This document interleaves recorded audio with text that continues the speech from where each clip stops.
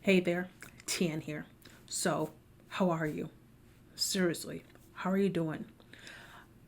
I wasn't sure if I was going to do this episode this week or skip it altogether in light of everything that's happening right now. There is so much uncertainty, I didn't want to add to the noise, but in the end, I decided to record this episode because just maybe you're feeling really unsure about your business and if it will survive all of this. You're wondering if you should still be selling. Is that even appropriate?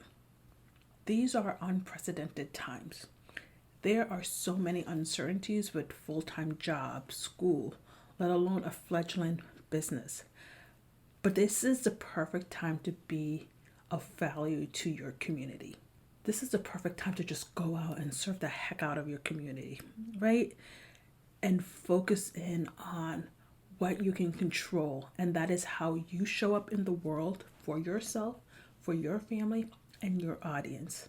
In this episode, I'm sharing some actionable steps you can take right now to reclaim your control. Stay tuned. Real Talk starts now. Hey there. Welcome to another episode of the Real Talk with TN podcast.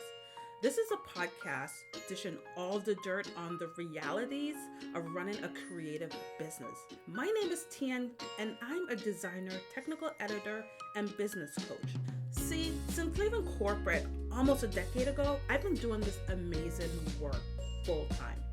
It hasn't always been easy, but it has always been totally worth it. Over the years, I've had the amazing opportunities to work with hundreds of makers just like you and tons of big brands. This has given me a front row seat to what it takes to be successful as a creative business. With this podcast, I'm drawing back the curtains to share with you the behind the scenes of the realities of what it's really like, what it takes to run a successful and fulfilling creative business. Welcome to the conversation. Grab a cup of tea or your favorite beverage. It's time for some real talk. Look, we've been here before. We're not new to crises. Remember Y2K? Okay, maybe you're too young to remember that one, but how about swine flu and SARS and mad cow disease and 2008? Remember those? I don't want to minimize the effect of what is happening right now, but I want to reassure you that we got through those things and we'll get through this too together.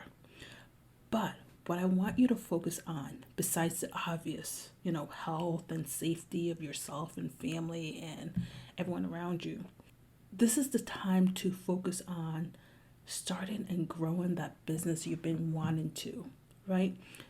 If you're stuck at home because your kids are home for another month or your company is closed, then take this time to take that first step in your business. It's time to get recession proof. Whether you still have a 9 to 5 or doing this entrepreneurial thing full time, I want you to focus on diversifying your income. And I want to show you a few different ways that you can do this. And that is to not put all your eggs in one basket, especially a basket that isn't yours. So, what are you going to do when that one shop you wholesale with closes completely? Maybe they've been able to operate the online side of their business and close out the brick and mortar portion. What are you going to do now that vending opportunities are canceled? Do you have a backup plan? Do you have another source of income, or is that the only one or your main one? Like with your retirement portfolio, you need to keep it balanced. You don't want 90 or 100% of your revenue in just one source. You want a well-rounded mix. You want it diversified with multiple streams of income so that if one dry up today, you have another one flowing that you can go to. So let's look at some examples. If you're a jewelry maker on Etsy, you also have to own a website, build up your email list and or your Facebook group, cultivate some wholesale account. Make sure that the only place you're selling isn't just Etsy, but that you have other platforms that you can sell. If you're a knitwear or crochet designer selling on Ravelry, again, build out your own website. Create and grow your email list and or Facebook group. Collaborate with dyers to create kits. Work with publishers and yarn companies, right? So whatever your business is, now is the time to show up on social media, in your groups, to your email list, and let your audience really know you're still in business. Share what you're doing and how they can continue to support you. Maybe certain components that you need for your earring design that you used to make is not available right now. Maybe the yarn company that you usually get your undyed yarn is not operating right now, right? You need to be able to pivot in your offering, right? Be creative. What else can you offer to your audience? Just because that component isn't available, what else can you offer? That yarn base that you're so in love with isn't available. What else can you offer? Can you offer fiber? Instead of the earrings, can you offer a necklace or a ring? Be creative. This is what you are built for. You are a creative individual. You can figure this out. Just be clear with your audience.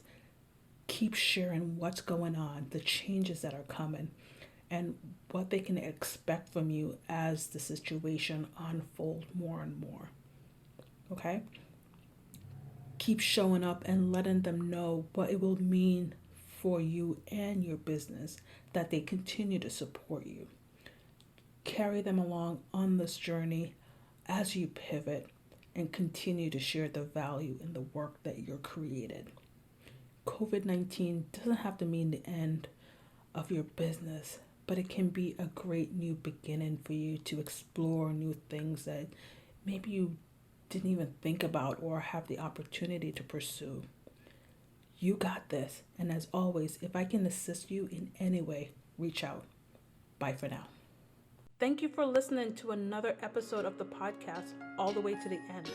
Everything we mentioned will be listed in the show notes at tianconneton.com/realtalkwithtn. If you have questions on anything I've mentioned, or if you just want to book a coaching session, go to tianconneton.com/contact-us to get in touch. You got this.